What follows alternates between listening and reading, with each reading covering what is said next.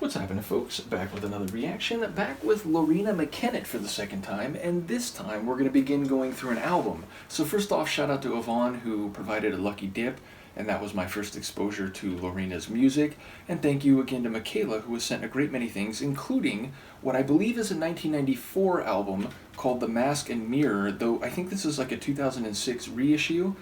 In any case, yes, the first track I heard from her was very artistic and it was sonically layered and very compelling. It, sort of was immersive, if you will. And given the title of the first track, The Mystic's Dream, I'm expecting maybe something similar here, though, of course, only having heard one tune, I don't really know what to predict in terms of sonics or lyrics or vocals, but I got a taste of her music and it seemed very compelling, so I'm excited to go through this.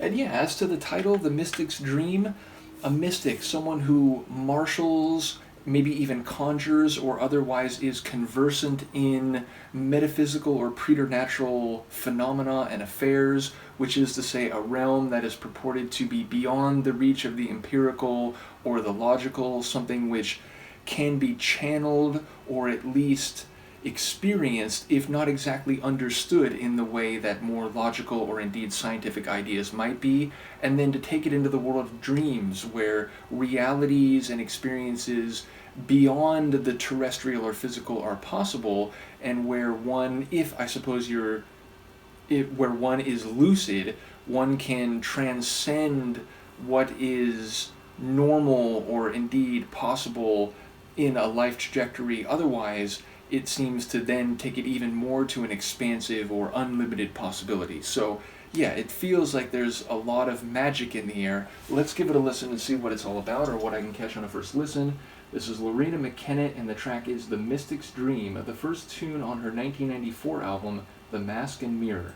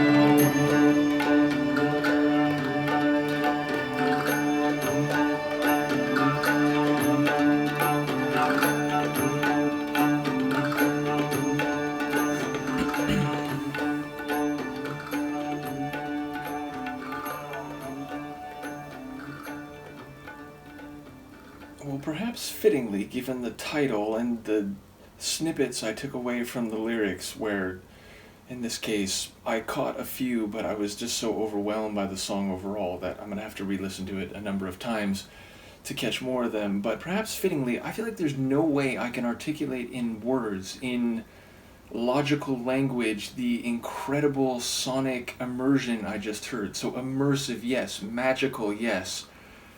Layered and evocative, most certainly. I mean, that's insane. Like, what an opener. I mean, first of all, I'm getting not only traditional, if not ancient, certainly Middle Ages vibes to the music, also some tribal and like forest style feelings.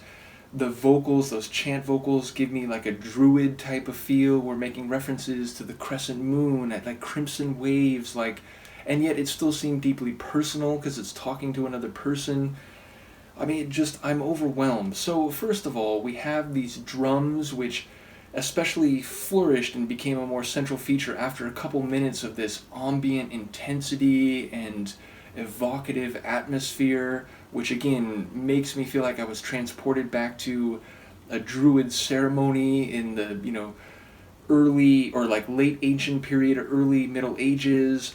And then, as I said, we have these drums which are very cycling and almost, transfixing and hypnotizing.